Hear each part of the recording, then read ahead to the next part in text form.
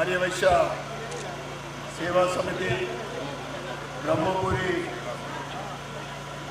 आर्यवैश्य संघం तरफ నుండి ప్రతి సంవత్సరం మాదిరి ఈ సంవత్సరం కూడా అమ్మవారి జయంతి సందర్భంగా అమ్మవారి ఊరేగింపు కార్యక్రమం బ్రహ్మపూర్ నుంచి మొదలై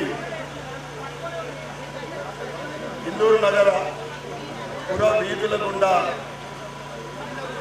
ఈ ఊరేగింపు ఈ కార్యక్రమాన్ని నిర్వహిస్తున్న బ్రహ్మపురి సంఘ కమిటీ సభ్యులకు బ్రహ్మపురి మరియు ఇందూరు నగర ఆర్యవైశ్య సోదర సోదరులకు ఈ కార్యక్రమంలో పాల్గొన్న ఆర్యవైశ్య సంఘం అధ్యక్షులు సోదరుడు రవిశంకర్ గారికి, పెద్దలు గజవాడ హనుమంతరావు గారికి, మోటూరు మురళి గారికి,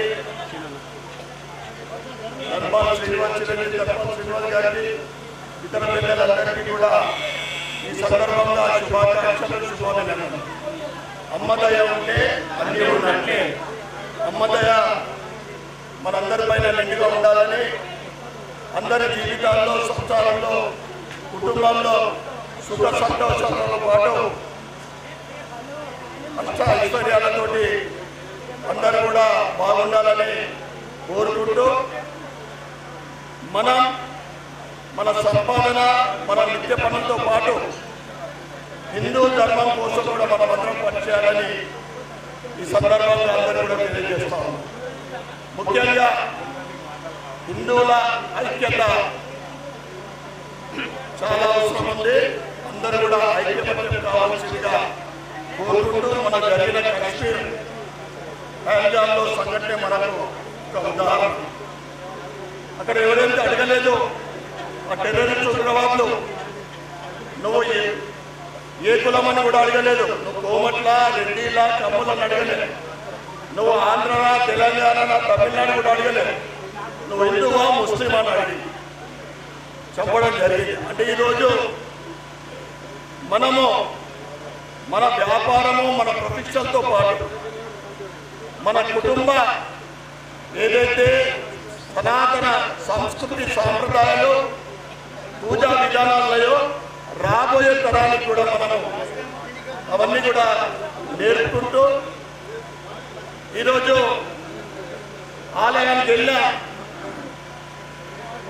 ఇంకా ఏ జాతరకు వెళ్ళా కానీ ముఖ్యంగా 20 నుంచి 30 సంవత్సరాల మహిళలకు, యువతులకు తీసుకెళ్లాల్సిందిగా కోరుతాం. ఎందుకంటే మన కల్చర్ ఏంటి, మన హిందూ ధర్మం ఏంటిది, మన సనాతన ధర్మం ఏంటిది, అవన్నీ కూడా ముందు తరాలకు తెలియజేయాల్సిన అవసరం ఉంది. కుటుంబ వ్యవస్థని బాగు చేయాల్సిన అవసరం ఉంది. కనుక మరొకసారి హిందువులందరూ కూడా ఐక్యమత్యంగా ఉండి హిందూ ధర్మం కోసం పనిచేయాలని తెలియజేస్తూ, ఈరోజు ఆపరేషన్ సింధూర్ మనం చూసినాం.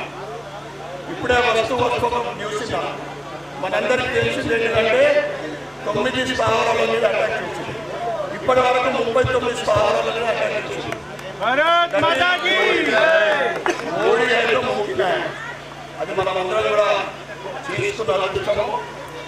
మరి ఒకసారి అమ్మవారి జయంతి సందర్భంగా ప్రతి ఆదివాసీ సోదరి మనకు శుభాకాంక్షలు, శుభాభినందనలు తెలియజేస్తూ భారత్ మాతాకి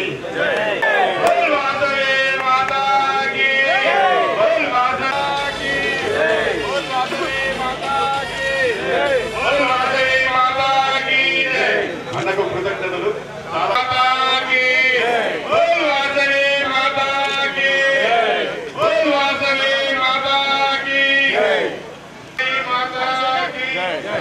కొద్ది ముందు తీసుకెళ్ళండి.